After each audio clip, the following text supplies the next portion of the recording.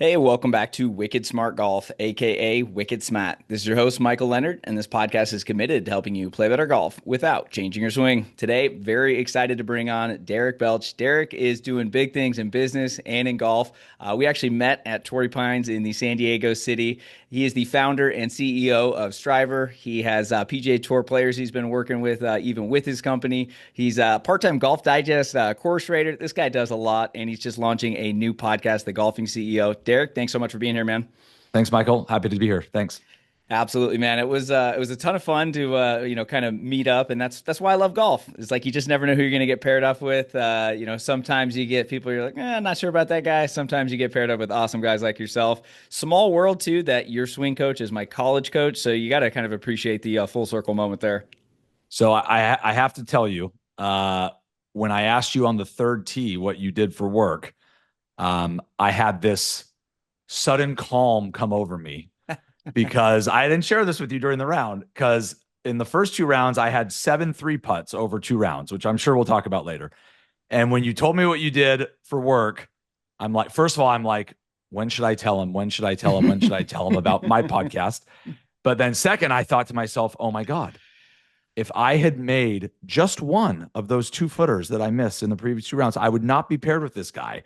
So it was like instant. And I think my lag putting was pretty good that day that we played I together. don't even So think you had a three putt that it day. was. I had one on 14, that little one that hit the. Remember that was going in and it missed that two and a Oh half footer. yeah, Yeah, that was a tough pin too. yeah. Yeah, So yeah. anyway, but I like you were like a gift from God that day, and I mean it just put me instantly at peace with all of the bad putting the previous 2 rounds. So happy to be here today. That is so funny, man. I actually have a story I shared in my third book, similar situation where I missed a maybe 2-footer on the last hole. I had the group from hell in 2020, and I mean it was the worst group. Literally, I had to refrain 2 guys from fighting each other. Oh my It God. was insane. Like it was an absolute disaster. I end up missing a 2-footer. I couldn't get out of there fast enough. Next day, I got paired up with Patrick Peterson, who was in the tournament. Had a great Oh, time, just like the nicest guy in the nice. world. He was like Yep. walking putts in. We got videos and pictures. Yeah. Like the coolest guy ever. I'm like, you know what? I'm And okay missing that two if footer. you make that putt, you're not paired with him. Yeah. Yeah. Exactly. There you go. So we met at Torrey Pines. Let's kind of rewind because you got a really cool background, Yeah. and obviously that's kind of where you grew up. Torrey is an absolute beast. You did destroy me that day, so nice job there. You finished really good in the tournament Thank you. too. Thanks. So let's talk a bit about your background in golf and business, and then kind of get into different topics that we'll go through today. But I mean, you have a cool background at Torrey Pines, as where you grew up in San Diego. Talk us a little bit about your early days playing golf and what kind of inspired all the golf and business that you're into Yeah, now. yeah. I'll give you my life story in a nutshell here, and then we'll go deep on the golf side. So grew up here in San Diego, talking to you from my home office here in Carmel Valley. Went to Torrey Pines High School. So I played football, soccer, and baseball growing up. Golf always in the background and on the side. I was obsessed with golf from the first time I touched a club at 9 or 10, but I was terrible. Home basically like I'm got glad I'm lessons not from the only one. yeah, I'm basically got lessons from my dad, back to the hole, stomach to the hole. And not, I mean, he was a decent player, but not no real foundation. I also did not have the head for it at all because I would just get so worked up whenever something bad would happen, and or I would be so excited to play because I just loved the game that I literally couldn't get out of my own way. As a matter of fact, uh, I grew up playing Torrey. I'll get back to life in a minute, but I grew up playing Torrey, and when I was 13 and 14, back-to-back years, almost to the day, on Torrey Pines North and South, I broke a club over my knee out of anger. At 13 and 14, same club, sand wedge, okay, reshafted it, by the way, in between. And the first time was obviously unacceptable. And the second time, my parents basically said, like, if you don't fix this, we will never pay for a round of golf for you ever again at 14 years old. Right. Hmm. So just like massive learning opportunity at a young age. So anyway, but I always just played golf for fun. I was good at those other sports and eventually ended up playing football in college at Stanford. I was a field goal kicker, so not a real football player. Go ahead and insert I mean, joke here. you're built like a football player, so you Well, must I have been the appreciate that. most jacked field goal kicker out there. Not the most jacked, but I guess. Anyway, so I went to Stanford from '03 to '07. For those of you that follow college football, those were the very dark ages of Stanford Mm. football. We got really good after I left. We lost a lot, so it was not fun, from a football perspective. But obviously, Stanford's an incredible school, and it really set me up for life, thereafter. I come back to San Diego for a couple of years working consulting, much like yourself. That was not for me, big company thing. And then I go to business school at USC. And while I'm in business school, I just can't get this thought out of my head, which is if I don't see coaching before I turn 30, I'm going to regret it forever. All of the personality tests and the career tests over the years, it was like, you should be a leader, a coach, a mentor, a politician, blah, blah, blah. And so I couldn't get that out of my head. And I had coached kids growing up, volunteering and, stuff. And so I accelerated my MBA. I ended up going back to Stanford. Okay. Now, if we're following along here, I don't need another degree at this point, but the only way to get the job was to be a graduate assistant on the staff. So that means you're a coach and you're a full-time grad student. They pay for it. You make $1 an hour, but whatever. So as part of that, I had to do a thesis, and my thesis was to come up with a way to train our quarterback using virtual reality. Right now, this is in 2013 and 14. So this is right around the time that Facebook bought Oculus for like $2 billion. So we're from a tech trends perspective, we're kind of in the like cheaper, lighter, faster era of VR at this point. And so long story short, Stanford's head coach at the time, David Shaw, literally sits me down at the end of my second season, and I have to decide if I'm going to keep going or what. The program's over. And he says, dude, like I told you, you were too smart to be a football coach when you called me the first time. Like that project you did is awesome. If I'm you, I'm getting out of here and I'm starting a company. And can I give you a check to get you off the ground? So I think I'm one of the only people to get a non-severance check for $30,000 upon getting fired. It was an investment, and so that's what started STRIVR, and here we are 11 years later. So. Dang, dude, that's so cool. I mean, way to give the 30-second overview there, because yeah, your story is super inspiring, man. I mean, to do 5 years football, obviously that's impressive. To go back to school while coaching, I'm sure all these have made you the man you are and the golfer, and they've helped you a lot along the way, right? It's just sometimes you don't really know the opportunities when they're going to come that way. And like you said, you kind of took the leap and decided to go your own. Like, what was some of the, starting a business, whether small or big, it's one of the hardest things you can do. Playing golf at a high level, one of the hardest things you can do. So what is maybe something you learned early on in business that you think can help golfers? Oh man, that's a great question. You should start a podcast talking about it. Yeah, I should. I should. That's actually going to be covered quite a bit. I think, honestly, this might sound a little cliche, but I'm going to uncliche it in a second. Persistence and patience. There is no such thing as an overnight success in business. I mean, very rarely, occasionally you get the Instagrams or whatever, 18 months, two years in, they sell for a gajillion dollars. But for the most part, I think it was a Phil Knight quote that was something along the lines of, it takes 10 years and a lot of luck to be considered an overnight success. Right. And so like, if you obviously you have to have the foresight and the wherewithal and the self-awareness that if you don't have something, if your product isn't selling, or hey, this is a dead end, or this isn't going to work financially, you either got to make changes or you got to pull the plug and move on. Right. And in entrepreneurship, this, you're an entrepreneur, fail fast is a very common phrase. You don't want to be hanging on to something for 10 years that you should have pulled the plug on after 3, as an example. But if you do have something, it takes time. Like it just takes time. And I think the parallel to golf, per your question on persistence and patience, is, I mean, I just played the other day. I was 2 over after 3 holes. And by the way, par 5, par 4, par 5, that like I should be 2 under after 3 holes 9 times out of 10 on this golf course.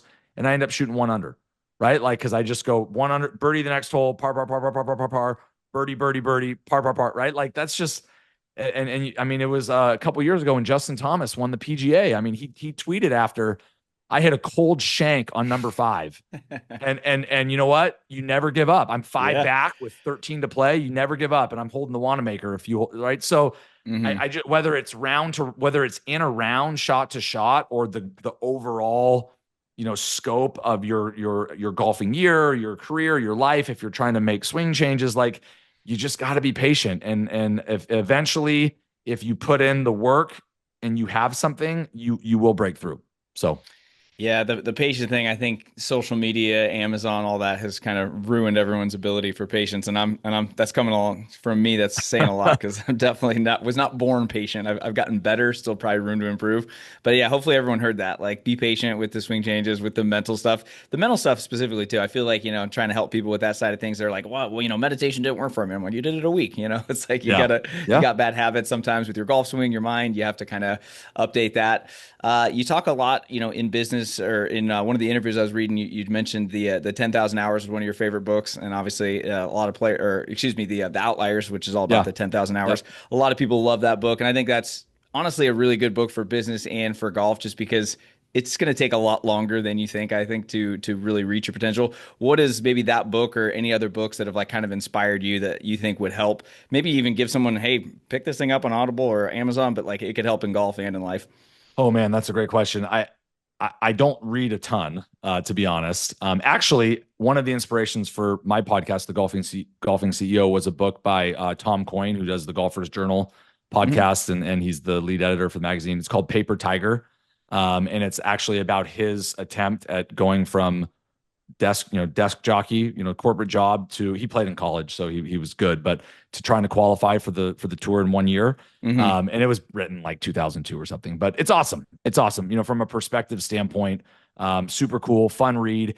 Literally seeing what he did to go or reading to go from fitness to diet to number of balls to lessons to equipment to traveling around the world to playing tournaments. I mean, this is back in 2002, Yeah. 2003. It's not that different, but it's different today. I need to check that book out. That sounds like It's a good dude. read. Yeah. I mean, and by the way, speaking of patience, we'll get into this when we talk about my golf journey and our common friend in Corey, my instructor.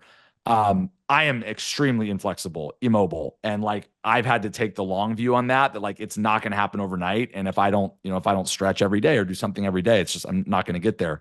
So anyway, that is like all over. That is all over the book, and so it's super awesome for perspective. It's also entertaining. But I want to go back to something you said about outliers, like that book in particular. This is also something that I have learned in golf, business, life, coaching my kids' sports teams. The prodigies are the outliers. I, that is a fact. Tiger Woods, the guy behind you, right? He is an outlier. Scotty Scheffler, he is an outlier. Rory, maybe Scotty, I think he started the game around, well, maybe he started at 6, but Rory, like he is an outlier, right? These, Lance Armstrong, I mean, all these top, Bill Gates, they're outliers. That is not the norm. The norm is you put in your 10,000 hours, you put in the work, and hopefully you see results. And I think from like a perspective standpoint, that was my biggest takeaway from that book many, many years ago. And it's something that we all could benefit from. So That's really good perspective. Yeah, the outliers of the everyone wants the overnight success too, kind of like you mentioned. And it's like Tiger was definitely an outlier, but we loved watching him, and so we thought we could like be like him. Like he introduced so many players to the game. Like it's great to have those heroes to look up to, but it's also important to remember you got to run your own race. And like I feel like that's what I talk about in my books a lot is I try and bring all the stats in. Like people are like, I want to be a scratch golfer. I'm like, that's great. You're going to be in like the top 5% of amateurs. Here's what scratch golfer stats look like. They're not as good as you think they are. Like you have to be okay with failing and not hitting every green, not hitting every fairway. Like I used to struggle with the mental game so much because I had very unrealistic expectations.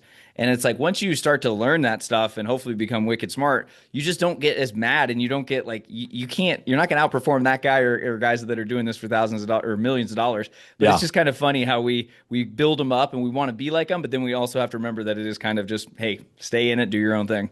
So I totally forgot the number one book to help anyone with their golf game. Very similar. And I'm sure this is a foundation for Wicked Smart Golf. I just met you 12 days ago, so I haven't listened to all 400 of your Come episodes. on, step it up. Is Every Shot Counts by Mark Brody. Oh, great book. So he is the inventor of strokes gained. I'm sure you've talked about that. But that I read that, I think I read that like right after college in like 2008 or 9. Mm-hmm. And it blew my mind Yeah, because, he was like the first guy to talk about that stuff too. dude, so like to your point, we watch golf on TV and we all think that every pro hits it to 5 feet from 100 yards or every pro makes 6 30-footers per round. Yep. Like that is not even close to true, right? Like the TV effect. The stat I share with people is, pop quiz. How many 20-foot plus putts does a pro make per 4 round tournament? Man, probably a two. Like 1.8. Oh, Okay, now I'm nice. paraphrasing. I haven't Yeah, read the yeah. book in a while. But like the TV effect would make us think, because they Mm-hmm. only show the good shots on TV, right? Mm-hmm. It would make us think, and they only show the guys in contention who are having Who are having a their best spike week of week. the Yeah, year. it would make us think that this is the norm, and it's Yep. not, right? And so that is a good read for any aspiring golfer, amateur, professional, kid, whatever. Just having Mm-hmm. that perspective. Yeah. Yeah, yeah, it's a great book too, and I highly recommend everybody read that. Just getting those expectations, I think, is so key, and I feel like that's honestly in business that helps, in life that helps. Like if you want to lose weight, you got to be realistic about when you're going to do it, not or add muscle. Like we always, like you said, kind of want the overnight success, and I love just going back to what you said earlier, the patience and persistence.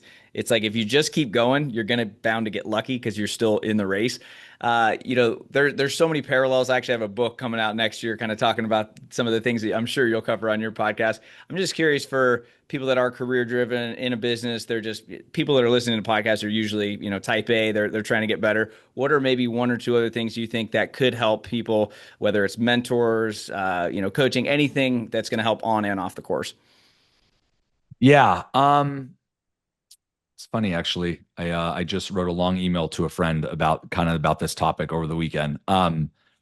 So I had a guy at one of the clubs I belong to. I've struggled with my putting for years up until about the last 5 months ago, which I'm sure Up we'll until talk. 12 days ago when you Yeah, met yeah, me. yeah. I'm sure we'll talk about that, which will be super fun. And I was lamenting to this guy at the club, and about putting, younger guy, really good player, like +3. And he said, "Hey, here's one thing that kind of got me over the hump." I'm like, "What's that?" He's like, "Well, in addition to practicing this way and this way," he goes, "I basically like convinced myself and realized that when you're over a 4-footer, whether you make it or miss it, doesn't matter. Like how does your life? I mean, it's a casual round of golf, or it's an amateur event, or Hmm. you're already a millionaire if you're a pro, whatever. Like, doesn't matter." And not to go like too existential and copy Scotty Scheffler, from the Open Championship just a couple weeks ago. But I think this is super important. Like, I can't. So I'm a father of 3. I'm in a wonderful marriage of 11 years. We're a God first family, and I can't tell you how many people I have played golf with over the years, very successful, like more money than they know what to do with. You look at them from the outside and you're like, I want to be that person, Hmm. sports, business, whatever. And 80% of them have all said the same thing to me, which is, I basically didn't see my kids, from this age to this age, right? I basically Hmm. missed ages 6 to 16 because I was, doing my thing in my career. And I just remember, like, every time I hear that, I've always told myself, like, I don't want to do that. No way. Hmm. Right. And so back to your question, like, what advice or thoughts can I give? Like, in the end of the day, what really matters? What really matters are relationships. If you happen to be a parent, is being a parent, your health, right? Like, that's what really matters. And so I, throughout the last 11 years of doing this at STRIVR, and we've had some good times and some very challenging times. The golf journey that I've been on, like, I've never come home in a bad mood when I've played poorly, right? I try to just, I've never had a problem going to sleep at night when I hit the pillow because of whatever's happening at work, for better or worse. Because in the end of the day, I basically, like, just doesn't matter. Doesn't matter. All that matters are the 3 little guys running around and my wife, right? And the ring on my finger. Like, that's all that Hmm. matters. And that I'm there for them every day. Now, that's not to diminish the importance of making Oh an yeah. income and holding yourself to a high standard. I mean, you and I, we're type A. Like, listen, if you would have heard me cussing the other day when I missed a 5-footer, you'd be like, call BS on me, right?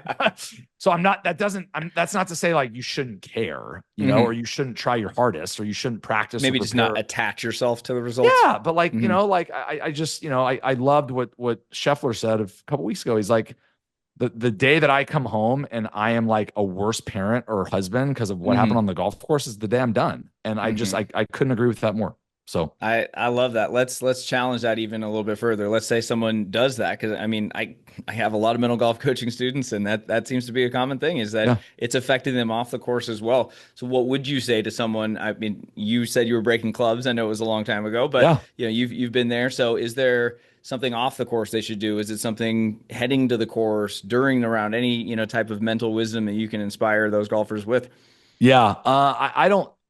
I don't meditate. I don't, I mean, I guess I have a couple go-to songs, that put me in a good mood before, as I'm pulling up to the parking lot or something. Uh, if I'm ever, if I'm ever on the road, I try to like make sure I talk to my wife and kids on the phone, like before I do anything, basically before I'm assuming the time zones and whatnot, like if I, sometimes you got to leave at 5:30 in the morning and no one's awake and it's what it is, but, so I mean, I wake up every day and the first thing I do after I make coffee and I'm sitting down is I just read the verse of the day in the Bible app, and this isn't about religion. What is your religion? It's not about mine or yours, so, um, I guess I don't have, I exercise literally 7 days a week. We were talking Yeah, I was gonna before. say that Yeah. seems to be kind of go hand Yeah. in hand with the mental side, and like Yeah. just keeping things in perspective, right? The first when I Yeah. first saw you in the first team, I'm like, this guy's huge. I was like, Jesus, this guy's not a normal golf guy. I was like, all right. And then I figured out you I, played football for 5 years. yeah. I was like, Yeah. all right. So, I don't but you, drink. I yeah, never but talk smoked talk about the anything. fitness side of things though, Yeah. because there's so much. I just had a chance to have Scotty Scheffler's trainer on here. I just had the number. This guy Greg Avedon. He's been on more Men's Health covers than anyone in the history of the Yeah. magazine. So I've had a lot of fitness guys on, and there's just so many parallels with golf and fitness, not only to avoid injury and hit bombs, Yep. but more with the mental side of things. So what do you recommend for golfers? I Yeah. think we're about the same age. You said you got a Yep. couple more years until you're 40, but like, what are some things you would recommend to get their mind right by using fitness? Yeah. Yeah. So that's a wonderful question. So first of all, like to anyone that doesn't work out, okay, this isn't about having six pack. This isn't about biceps. I mean, you say I'm big. I don't have rippling biceps. Okay, I guess I'm Uh, just I you're don't you know. buying the right size shirts. You're doing something. You buying I those don't know. mediums I don't on us, know. Derek? Come on. I don't know. Those shirts are old. Maybe that's what it is. I'm certainly not an underwear model. That's for sure. Okay, so but like anyone that is like anti-exercise, uh, that is an absolute joke. Like there is no science that says exercise is bad for you. Right. None. None. Okay. And so like now, can you overdo it? Can you absolutely. Okay? I challenge people to get to that level. Come on. Yeah. Yeah. Yeah. Seriously. Yeah. If you go, you're not going to go from zero to overdoing it overnight. Trust me. So like I heard a phenomenal quote. I think it was during the US Open, when Adam Scott was, Mm. in the final Yeah, the pairing. guy's always there, and he's like mid Yeah. 40s. It's crazy. And by the way, like he's 44 or something. He's always been in good shape. But I think it was Brad Faxon or Paul Azinger or one of the I guys remember this. literally said in the last 2 years he's rededicated himself in the gym, rededicated his diet, and when you push yourself physically, it helps you mentally. It was something Hmm. like that. He's like, and Yeah. Adams never felt better about his game. Okay. Hmm. So whether it's strength training, walking, swimming, running, any combination, of that, I use a program called Axius, Axius. It's kind of like Golf Forever, but it's very, very like core focused. It's awesome. I started about a year ago. Whatever it is, do something. And like this whole like, well, I can't work out before I play or I'll be Hmm. tired. Like that no. I Like find I it's the play worse. opposite. Yeah. Yeah, I play worse when I don't do something before, like so I am such a proponent of exercise, right? Like I said, I don't drink. I've never smoked anything. I'm not saying that like that's how people should live their life necessarily, but like I just think when you look at the whole package, right? Like I have a woman that works for me and she stopped drinking. She doesn't drink a lot, but like her and her husband like went dry, dry January Hmm. or whatever. And she called me out of the blue a few months ago and she goes, I hate when you're right, but I said to my husband the other day, now I know why Derek's in a good mood all the time because he never drinks. Yeah. Like there's so much research coming out in the last couple of years, like alcohol is literally poison, and Yeah. like I'm not saying don't drink. I'm not saying that, right? Like if you're responsible, But when you're whatever. hungover, it's really hard to work out. I'll tell you Yeah, that. yeah, and like you're from your sleep to Your whatever. sleep's So anyway, wrecked. Yeah. I have stuff that works for me, Yeah. but you should find something that works for you, and like you will do. There's almost no downside to Yeah. exercise. I agree. And I think people like worry about like getting injured and stuff. I'm like, you're more likely to get that by not Yes. working out. Yeah. Yes. Yeah. Yeah. Yeah. Yeah. Let's talk So about your game because what's your handicap now? You're plus. as of this morning, plus 2.9, which is Okay. Damn. uncharted territory for You're me. kicking my ass. I'm like plus 2.2. So I am gonna just not podcast or work anymore. I'm just gonna try and beat you All because you right. got me. You got your 1-0 on me. So let's talk about obviously you played in high school. You didn't. Yeah, I'm assuming you kind of played throughout, but you were obviously playing football and stuff, and you Yep. weren't doing that. When did you kind of like have you all? I feel like it was a couple years ago when you started working with my old college Yeah. coach With that you Corey. really like kind of dove in. Talk Yep. about like what that's like to go. Where were you, and to what made you want to like really get back into tournaments? Because I Sure. think a lot of players can relate. Hey, I was good in high school or maybe college. Life Yeah. happened, business, kids, stuff like that. Yeah. Yeah. So remember, I was actually terrible in high school. So I never played. 124 in my first tournament, so I Okay. get it. Nice. Nice. So I never played competitively ever. No, I just knew So you played yeah, though. yeah, yeah. Yeah, I played golf. Yeah. So I did junior golf, growing up, and I shot 112 on a par 56 executive course once. That's how bad it was when I was I a love kid. it. Okay. I love it. No Yeah, judgment. whatever. So didn't play in high school competitively, just played for fun on family vacations and whenever I could get away from baseball or football or whatever. And then in college, because I was a field goal kicker, first of all, Stanford has its own course. It's awesome. It was Oh 20 yeah. bucks, $20 for students, right?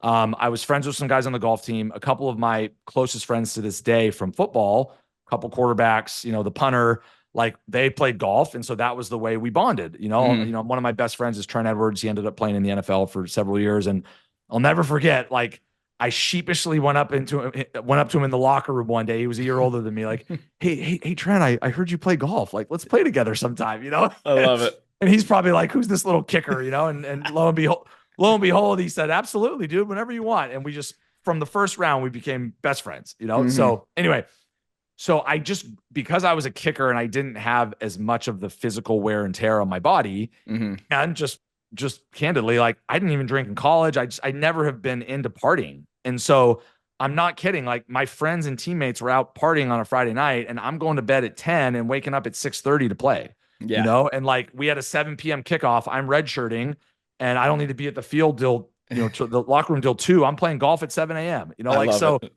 yeah. So like that's just who I was in college. And I gradually got better. And then I tried to walk on the golf team my last year. So football ended. I was trying to train him for the NFL, and you don't need to do much as a kicker compared to the other positions. And I walked in. I went into the coach's office, and Conrad Ray, good friend to this day, he's still there.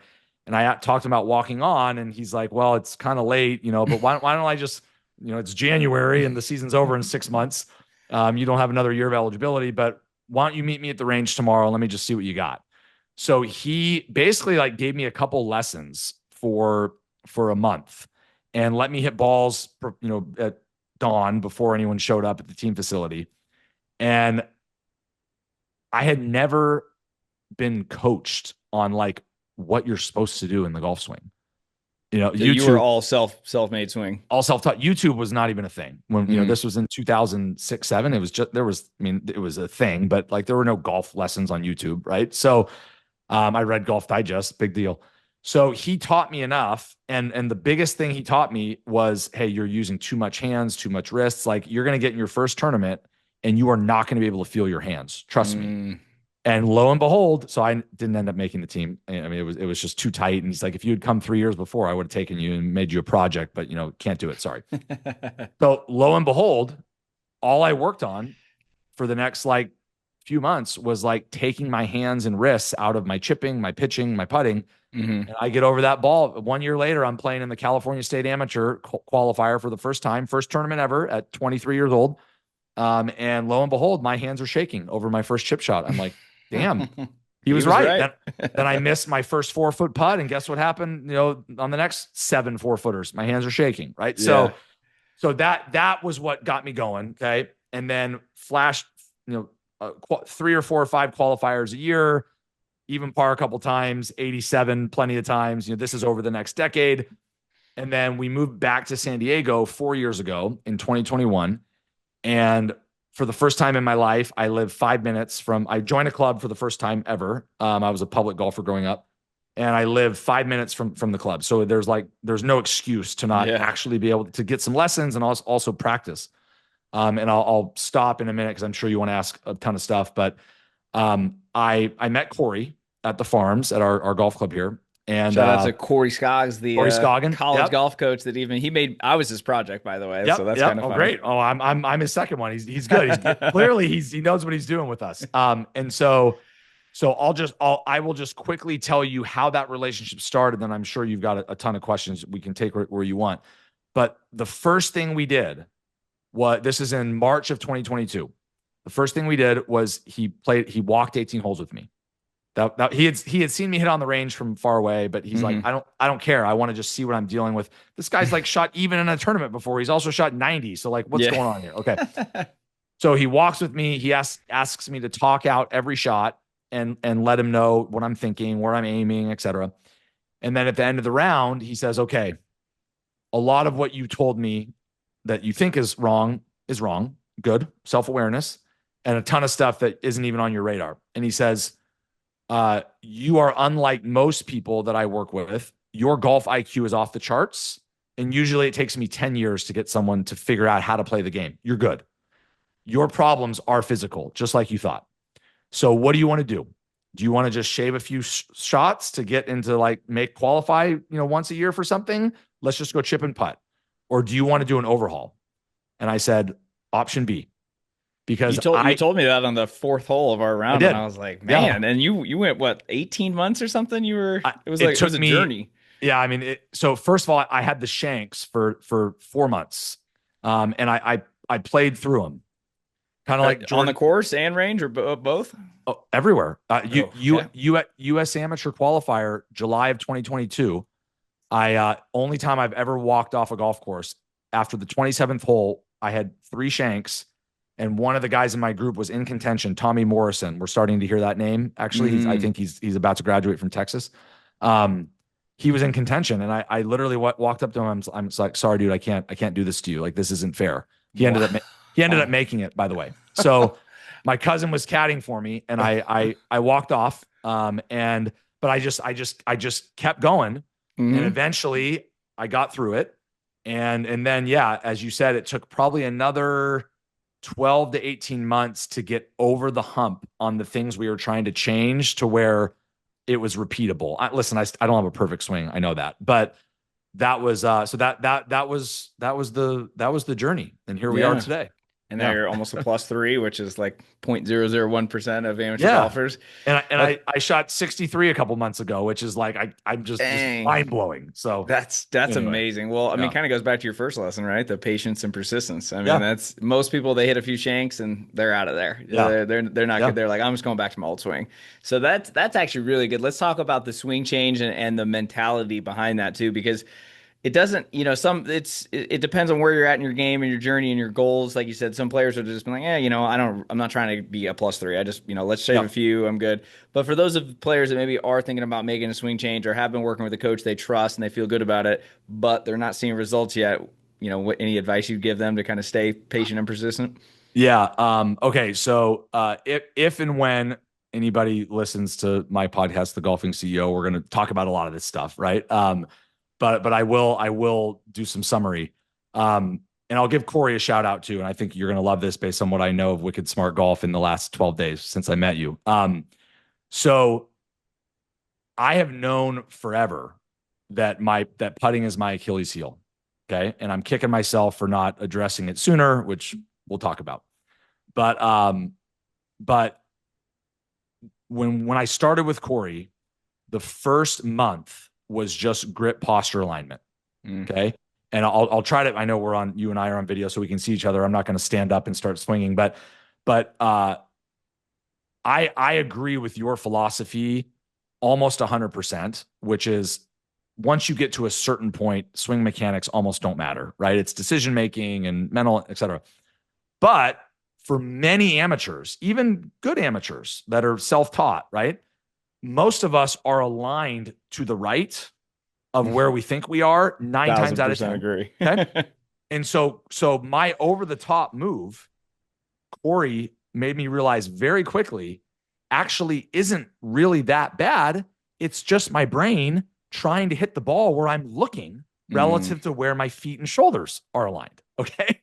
So as soon as we fixed that, it was like, oh my God, like I'm not as bad as I think on casting the club and, other stuff. Right. So that was like the foundation.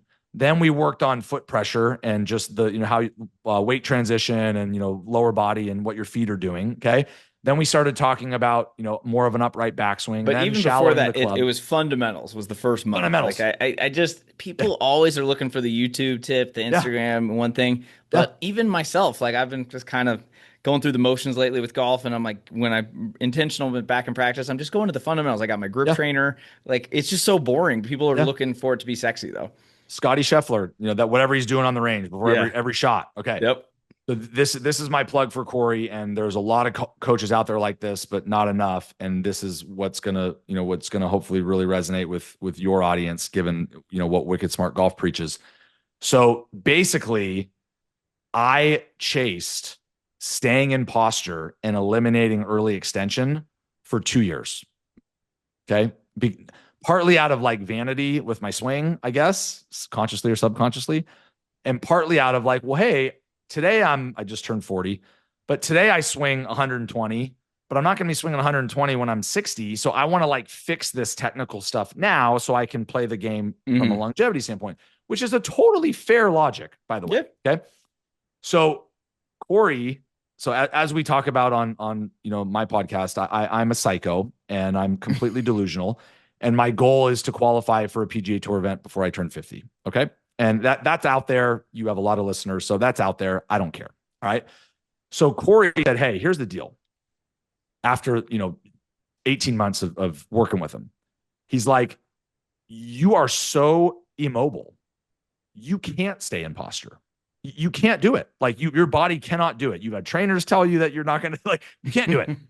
Now, can you do it in like 5 years, 7 years, 10 years, Yeah. gradually chipping away at it? Absolutely. But within your window of what you're Mm. trying to achieve while you're still like good at, fast enough, you're not going to do it.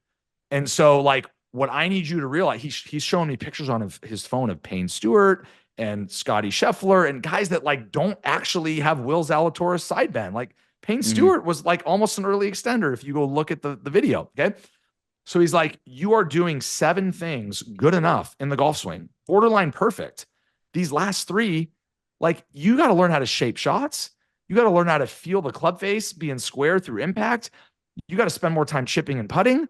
Like that is how you got to play. You got to stop getting off the range and go play more. Hmm. Right. Like, I mean, I don't have enough time to play, unfortunately, other than with what I'm doing professionally and at home. But so dude, Michael, he beat that into me for a year. And it wasn't until last fall that I went to him and said, you're right. And I'm a new guy. And I can tell you honestly, for the last 6 months, I have, I'd say less than 5% of the time have I ever tried to hit a straight shot with an iron. Like I'm shaping, I'm thinking, I'm flighting. They're not always perfect, not even close, but like it was literally like a 180 in the mindset that I had the 3 years prior. And I have not seen my swing on video in 5 months. So the biggest takeaway was work on the fundamentals, and then just you have to get to a point where you're like, I got to just focus on playing golf, not golf Yeah. swing. Yeah. And Yeah. then the icing on the cake is putting. Okay. So I'm gonna be listen, if you couldn't tell already, I'm ruthlessly honest, right? I'm sure there's people out there like me. I never had the yips putting, but my hands would shake. Hmm. Like all the time. And more so in tournaments because I didn't have any competitive reps to fall back on. Yeah. But even like with my mom and dad, like, why are my hands shaking over this 4-foot putt right now? Like, that makes no sense. I went to the broomstick putter 18 months ago for a year, and that instantly calmed my hands, which was amazing, but I wasn't getting the results, making putts. So finally, Corey and I did a deep dive a few months ago, back in March, and he just filmed me using 5 different types of putters, from my traditional Tiger Woods blade, Scotty Hmm. Cameron blade, to the craziest spaceship mallet you've ever seen and everything in between. And lo and behold, we found something. And he's like, look at this, Derek. Your putter on this 8-footer in a studio where there's no stress with a mallet it is smooth and no wobble. And with a blade, you're wobbling. And I'm like, okay. And then he goes, furthermore, do you know why most people use blades? I'm like, why is that? He goes, because Tiger used a blade. That's the truth. Right? Like he goes, mallets are more forgiving. They have a bigger sweet spot. I'm like, really? I didn't know that. I mean, this is So embarrassing. yeah, twice the size probably. This is embarrassing, right? That in the year 2025, I didn't know that. Okay. So we go to a super stroke grip, a mallet, a thicker one, right? A mallet type head on Odyssey AI1. It doesn't matter what it is, any mallet, right? And then also we looked at video of Xander Schauffele putting like super up close because his putting coach is at the farms, a guy named Derek Ueda. So I'm very fortunate to kind of have access to these people. And when you watch Xander from close up, Xander taps his putter twice before he takes it away. And so that was something that I tried because there's a lot of research now about movement in the golf swing. And you see these guys fiddling and moving their feet. And like when I would start from a static position with the putter, it would get stuck in the ground. It would go all over the place. So I started tapping and I got to tell you, sometimes now in tournaments, I tap like a little too much because I'm not a perfect tapper. You know, I'm not Xander. This isn't my job. Right. But I tap like outside or inside, but it doesn't matter. Just that motion of getting it going and then stroking, it has been massive. So I'm not a good putter yet, but I'm now a competent putter. And all of my 74s to 78s in tournaments where I would literally have 3 or 4 3 putts and I would miss birdie putts from 6 feet, 8 feet, 10 feet. Those are now all 71 to 75s.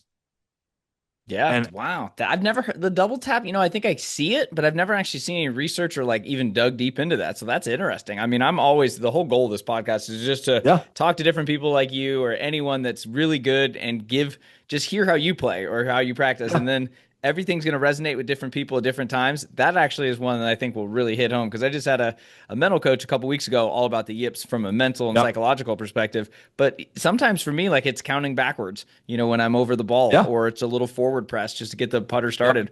The double tap, love that. Jack Nicklaus never grounded his putter. That's pretty common knowlage. I don't think he ever grounded a club, period. So like there's a lot of people that like do different things, you know, but yeah, to sum up your question in one fell swoop, obviously I've just gone very deep on all the changes and stuff, but I cannot emphasize enough how important the short game is, and especially putting. And you don't have to be making everything. The pros only make 50% of their 8-footers per Mark Brody's book. You know, that was the most mind-blowing stat. But when we're obviously at a very different level than the majority of the golfing public, but like when you're at a high level of golf and you are chipping a almost impossible shot to 5 feet and missing the putt with consistency, you can't play golf like that, right? It has the highest spike on your brainwaves missing those short putts too. So then the next tee shot's usually ruined. Or if you're, you know, if you're, I mean, I love this in the book, in Mark Brody's book. If you hit a 6-iron to 8 feet, like that's like the best shot of your life if you're an amateur golfer. Guess what? Even the pros have a 50% chance of making that putt, right? So right, it's brutal. but if you're at our level and you keep giving yourself those looks and they never go in, or you're 3-putting 3 or 4 times around, it's hard. And you're still shooting 75, like part of you is like, I'm really good. What happens when I learn how to putt? The other part is like, it's mental torture, you know? And so listen, I don't putt hours and hours a day, but I've got a little putting green on the side of my yard that we put in when we moved here a few years ago. And in the last 6 months, ever since like having this breakthrough with Corey on a couple things, I putt probably 20 to 30 minutes a day, you know, cumulatively. I use it to get up and not sit all day. And sometimes it's 5 minutes, sometimes it's 20 minutes, sometimes it's 30 minutes straight. It just depends. But man, all I do is I putt from 2 to 6 feet. That's it. The green's not very big. So like, I mean, that's statistically all you need to really be working on anyways. That's it. Yeah. Yeah. So That's Long-winded good. answer, but No, hopefully no. I valuable mean, for it's someone. everyone's journey is different. And the double tap, I would have never thought to even ask that question. I Yeah. didn't even realize you did it. And I played 18 holes with you. Oh, And that's good. That probably means it's, because I was yeah. too busy being in a bunker or behind a tree. Yeah. I also got to give you props on the first shot, your first hole of the day. Again, you got a strong presence. I was like, I like this guy. I could tell from the minute you were talking a little grief to the starter about lack of waters and stuff. You came out there firing. I was like, Oh, I like yeah. this guy. Yeah. I'm outspoken in a good way. That's how I Yeah. am. And then you get up, you hit a good drive. Just the fairway's 30 yards wide. The Tiger, double bogeyed that hole 3 times when he won the U.S. Open. There, it's a tough hole. You got a fairway bunker shot from like 160, and you put it to 6 inches. So you don't even have to be a good putter if you hit it to 6 inches. And then you birdie the second hole. I'm like, Jesus, who's this guy? And yeah, My dad caddied for me the day before, and I shot 74 on the north. You shot 71, which was awesome. I shot 74 with three putts, and so I texted him. That shot was actually like to 2 inches. It was oh, it crazy. was insane. I mean, So it was probably right, the best fairway bunker shot I've ever yeah. seen. So I tapped it in, and then as we're going to the next tee after you guys, made your pars, I texted my dad and said, because our reads were awful, and he felt so bad. I three. I texted. I said, even you could have read my first putt from 2 inches to Yeah. for birdie. It was such a good shot. I was like, all Yeah, right. And then you yeah, had a good drive on the second one. I mean, yeah. you had good course management too. I saw you pretty much hitting a fade Thank with your you. driver. You were doing the right, you were living the wicked smart values for sure. Let's talk about like maybe some of the things about playing golf, right? Like Yeah. strategic golf. What like when you go out there, when's your next qualifier tournament you have coming up? Next Monday, actually, there's two things happening which are exciting that you'll appreciate. I have what's called the Black Tee Challenge at this local club here, Fairbanks Ranch. It's the back tees. It's like 7,100 yards. There's only 30 guys that can even play those tees at our course, and 7,100 is not that long for good Yeah, players. San But, Diego though, it's not going very far. So yeah, and it's windy, and so this is like I don't do the club championship or anything. I don't have time, and I coach my kids' team, so there's no sports in the summer, so this is like my one weekend round a year where it's Saturday, Sunday. And my goal going into that is I've never won a golf tournament because I've never played in a multi-round event, or actually I've done a couple that I qualify for, but I've only done it a couple times and I've never won a golf tournament. And there's probably 15 guys out of the 30 that just they have no shot because they're older or they're just not as good and they're doing this for fun. Mhm. But then there's probably 5 that are so, but there's 10 guys that it's legit. So I don't care if I'm, beating 10 people or 30 or 300. Like I've never won a golf tournament. So Not that's an yet. upcoming thing. And I'll text you how it goes after, and you can, maybe you can put it out whenever this releases. And then right after that, I have the USGA Mid-Am qualifier. And that is the last big event of the year, basically, Mhm. like the Yep. all the AM stuff stops. I know. So yeah, so that's the big one. I'm gunning for that one. So So the reason I was asking is like, how do you prepare for tournaments? I don't want to say you're new because you're a +3. You're obviously a great yeah, player now. You're getting more comfortable. You're doing these. You want to qualify for a PGA Tour event. I love all that. What are some things you do either the week leading up? It could be practice. It could be mental game, course yeah. strategy. Like, what are maybe some things you think you do that could help other players? Oh man, I'm probably gonna say something that you have not heard before on this show. You don't do any recon, do you? I don't I don't do anything different than what I do day to day in my life. And as a matter of fact, my cousin is getting the competitive golf for the first time. He's in his Mm. 30s and he's doing meditation. He's getting massages the day before. And like his first tournament or second tournament, he shot like 86 or something. Yeah. And I was like, he's like, what did I do wrong? I put in the work. I'm like, Oh, you did wrong. I'm tournament like, golf's about 10 shots harder than well, normal. That's yeah, why. yeah.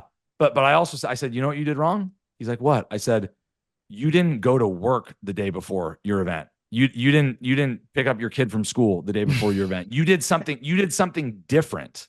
Okay. Right. Like, and again, this might sound kind of weird, but hey, like No, this I is a mean I'm a mental big golf fan of show. routines too. I mean, yeah, Yeah. if you try and throw 5 new things at Yeah. your mind and body, Yeah. the day before, it's not going to do anything. So my home club, the Farms, has shut down.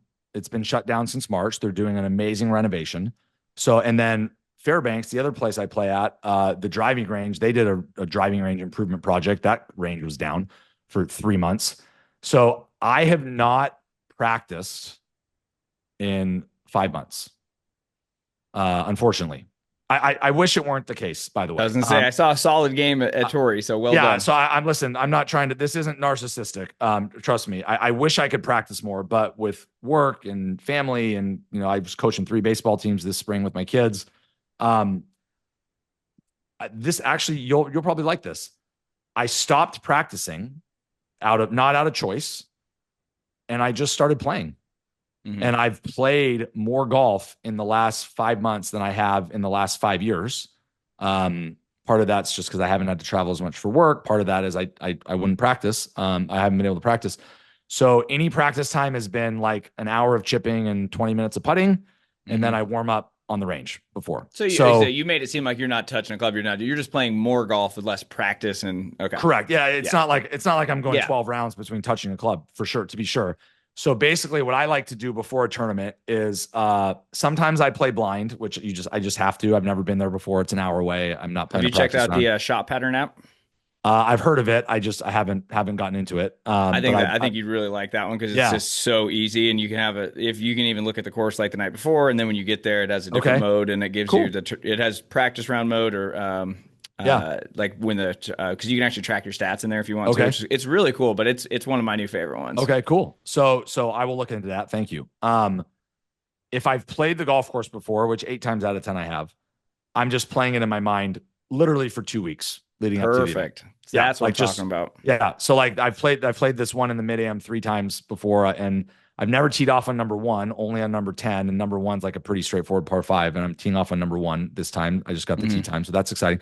So I just literally like, I mean, So a I'm lot of sicko. mental rehearsal. Just over and over, right? Over and over. I'm always thinking about hitting shots on that golf course. That's one thing I do. Back to the top of our show together, I exercise. Like, I mean, if I'm traveling 3 or 4 days leading up to an event and I can't exercise, like you may as well just put me in last, right? Like I try not to like do something that's going to make me too sore a day or two out, but like I try to just stay in that exercise routine, right? As much foam rolling and flexibility as I can. So I'm playing the course mentally. I'm making sure I exercise, and then to your point, like there are times where I have not been able to play or practice 10 days out from an event. It's just life, life gets in the way. So in those situations, I will go to the club at 7 a.m. on a Sunday. We're out the door at 9 for church on Sundays, so I don't have a huge time window. Or if like I'm coaching baseball or the kids, it's on a Saturday, I will literally get there at 6:30 or 6:45, and I will play 3 holes. I'll warm up. I'll do a little practice for 30, 40 minutes. I'll ask the starter to slot me in and I just have to get a club on a ball 3 or 4 holes. I like it. And I just need to see it go in the air. And, at this point, you and we're not going to forget how to play the game. Right. But, other Some times days it feels like it, but yeah, after a couple swings, it comes back.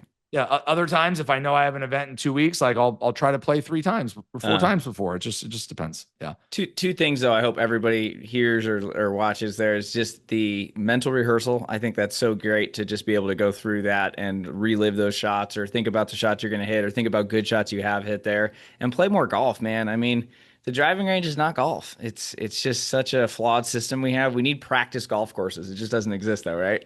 So business opportunity. Yeah, I know, right? I love that you said that. What about tournaments? I just published my 3rd book all about tournament golf. It's a whole different beast. Like you said, you can be a scratch golfer and shoot 86, and I wouldn't be surprised at all. I mean, in Torrey last year, I was almost last place. I feel like I shot, I think, at 86. I mean, I was going through a slump. I hated golf for a little while. Like, gotta love the ups and downs the game can have sometimes. But again, plus handicap shooting mid 80s. I've been there. It's tough. But tournaments, that's why I published the 3rd book. Because I know it's a small percentage of people, but it's a whole different beast. What are maybe 2 or 3 tournament tips you would recommend for players that are getting into their first USGA or club championship, different types of competition? Yeah. Well, first of all, tournament golf is literally a different sport. I mean, so understand that and embrace that. Right. I think the biggest thing is you have to embrace different expectations. Like if you're a scratch player and you're shooting 75 at your home club, right? Or, whatever public course.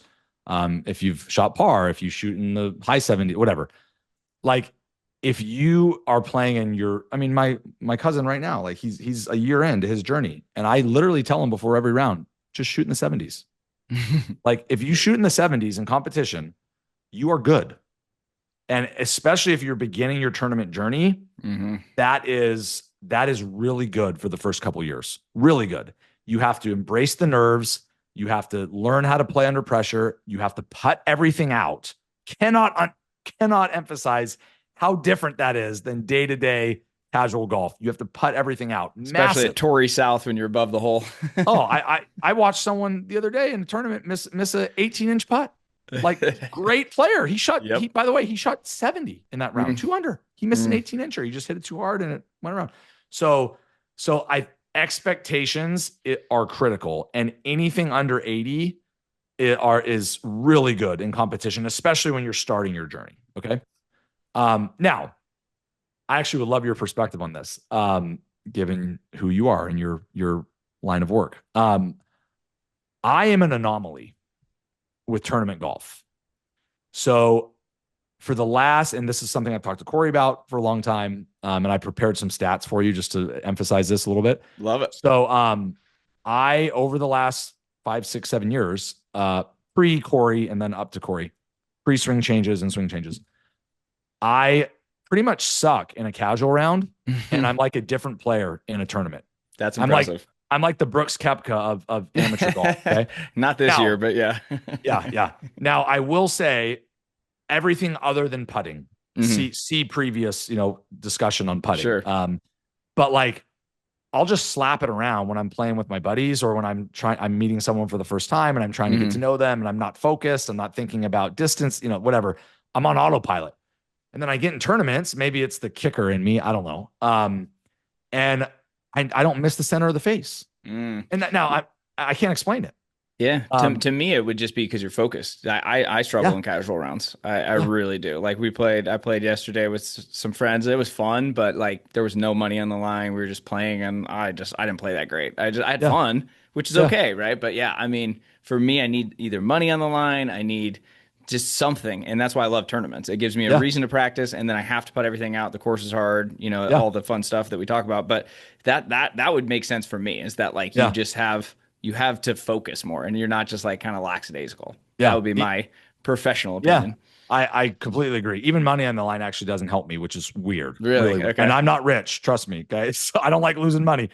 But like so going somewhere with this on the evolution and the journey, I mean, I've been talking about this to Corey and my friends that will listen that I talk golf with a lot for years. I'm like, hey, why am I shooting 77 to 82 like every freaking time? Occasionally a good round, but like 80% of the time I'm shooting 77 to 82 and in a friendly, right? Or at my home course. And then I'm going into tournaments, I'm shooting 72 to 77. Like what? And I'm not missing the center of the face. Like this is stupid, right?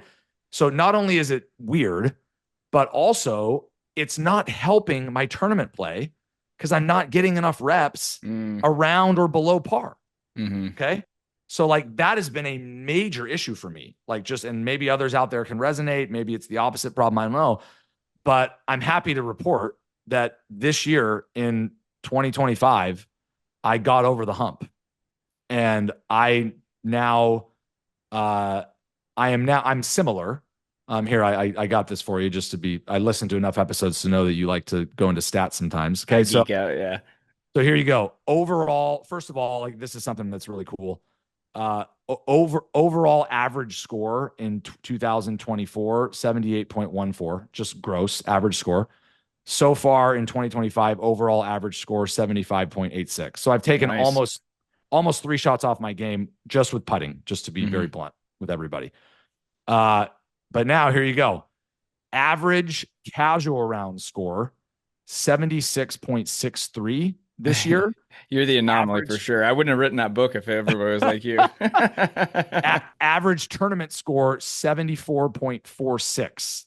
Okay. The only thing I can think of is that you're better under pressure because you lock in and you're not worried about work, family, and everything else you have going on. That would be my only guess. But but I will tell you, I shot 63, which is my best score by a mile a few months ago.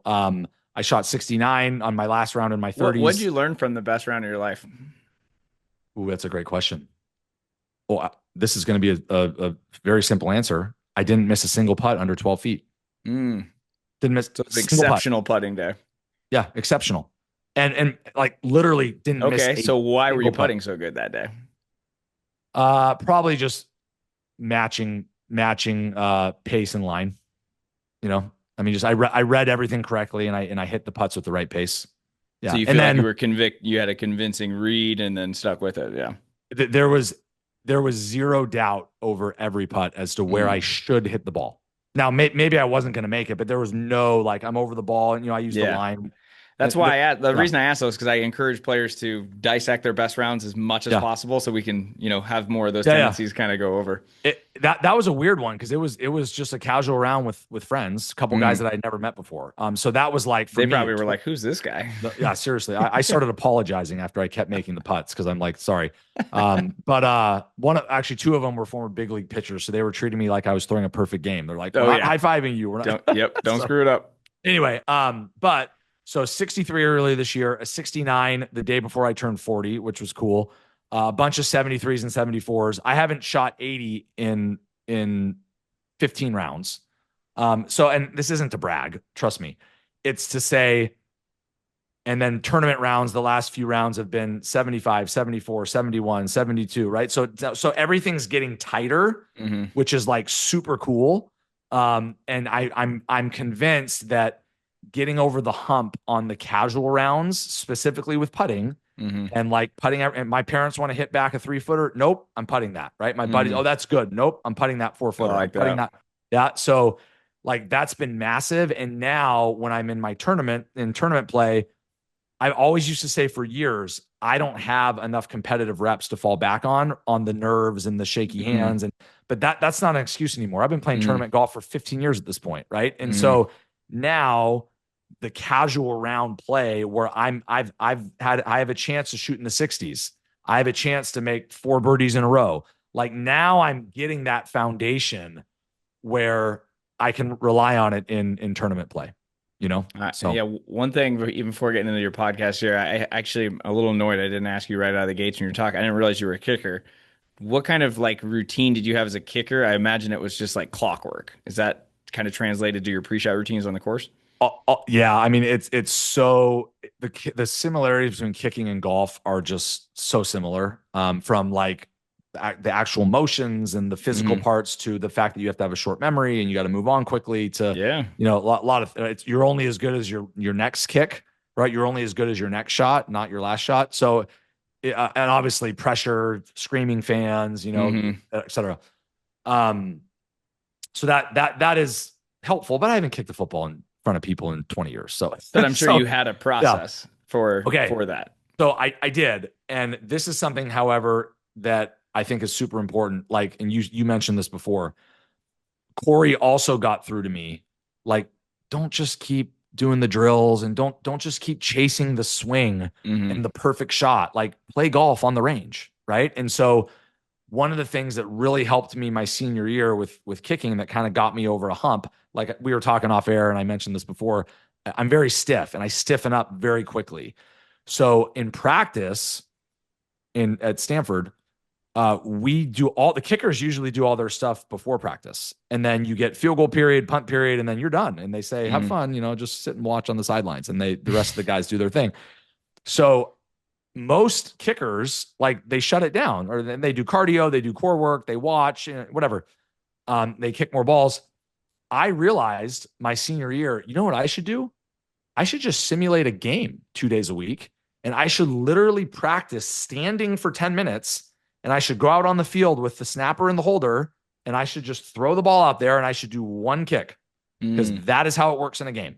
Hmm. And I got to tell you, it was massive for me. Not unlike like when you're on a range, Hmm. don't just hit the same shot 30 times over again. Like play a golf hole, right? Hmm. Like try to go window curve and hit your shot. And here's how important it was, Michael. Okay. I'm going to tell you a quick story, some humility here. Okay. Second game of the season, I had to wait 4 years for my turn. So I didn't start till my fifth year. Second game of the season, I tied, maybe set.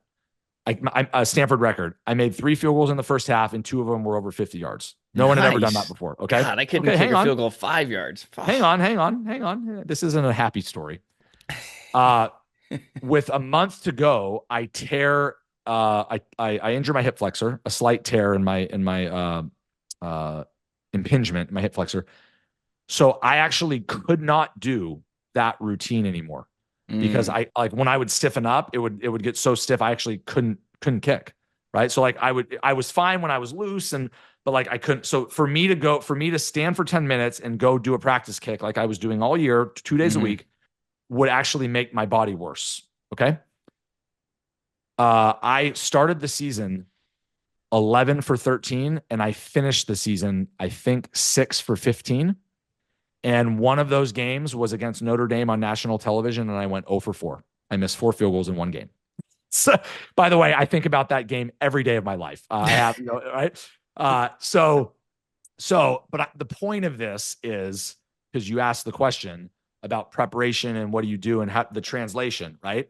Like, just like kicking is not the same 35 yarder over and over and over again on a Mm-hmm. sunny day. That's not what it is. Kicking is like you may get one chance and you didn't kick a ball for 2 hours, Mm-hmm. right? Just like golf, right? Like if you don't make that 4-footer, you're not making it, right? If when you're on this, when you have a 3 group backup on a par 5 on 17 and you got to make a birdie and you just stood for 20 minutes, that's golf, Mm-hmm. So hopefully someone can learn something from that. That's yeah. Well, I mean, there's a lot there, but yeah, it sounds like there's a lot of similarities, like you said, Yeah. between kicking and Yeah. golf.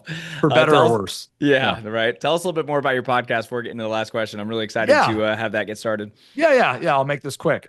So basically, this is year 11 for us. And I've been doing this a long time now at STRIVR. And we're always thinking of unique creative ways to like get our brand out there and generate leads and thought leadership for me as a CEO.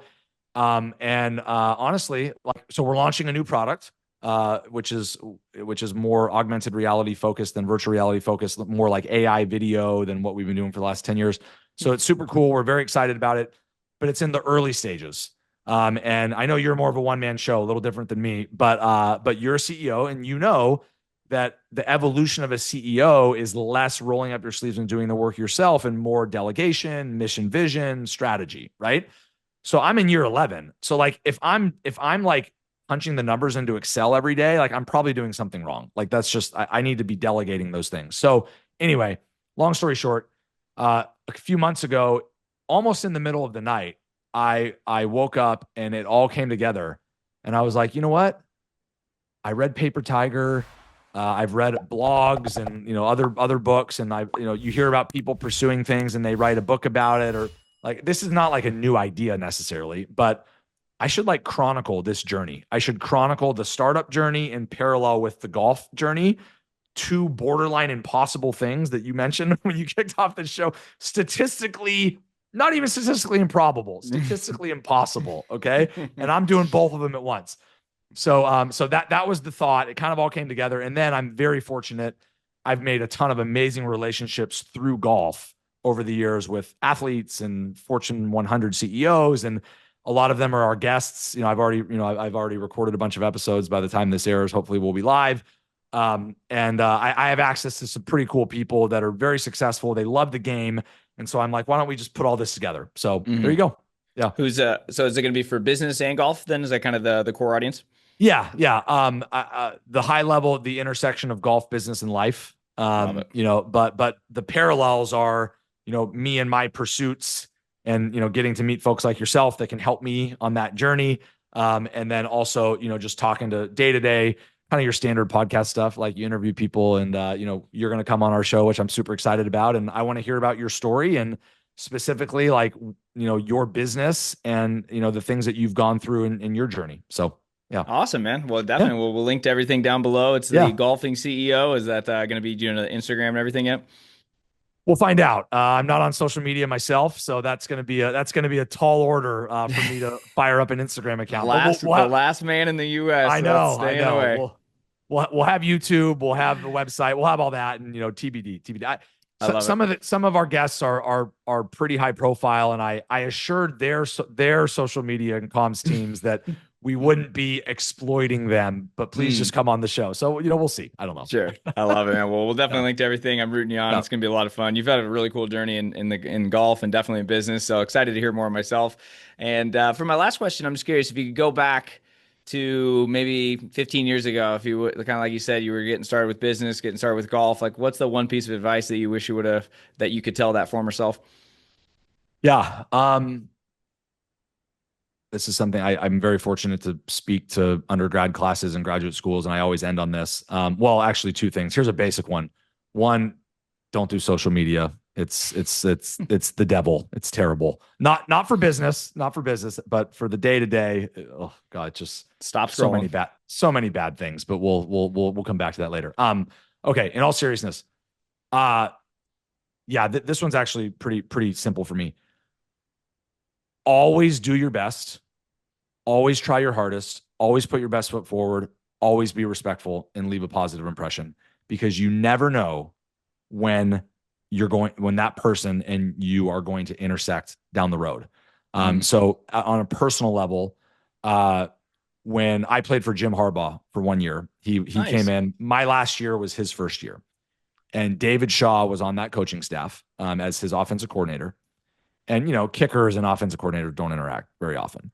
But when I so flash forward 5 years, when I called David about coming back to Stanford, I assumed he knew who I was. And lo and behold, most OCs don't know who the kicker is, right? Like 6 seasons ago. Well, he knew who I was because I missed 4 field goals against Notre Dame, but that's an aside.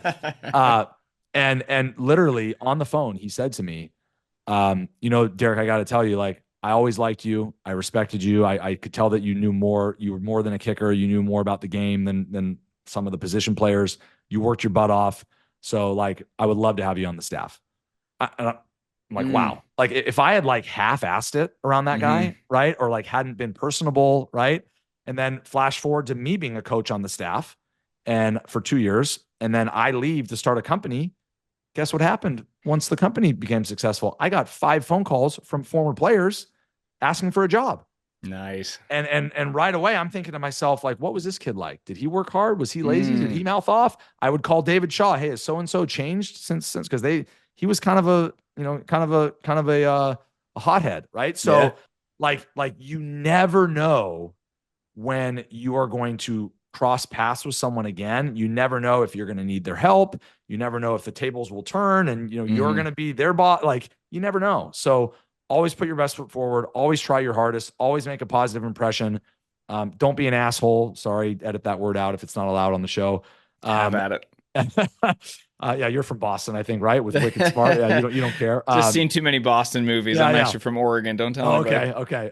Anyway, so yeah, that would be my genuine bottom of the heart advice, and I'm living proof of that, right? Like, Hmm it all came together for me mainly because of relationships. So Yeah, can't connect the dots. Looking forward. Love it, man. Well, I yeah, appreciate you being here. Wishing you all the best with golf and the podcast. I have a feeling we will be teeing it up again and rooting you on, man. Thanks again for being here.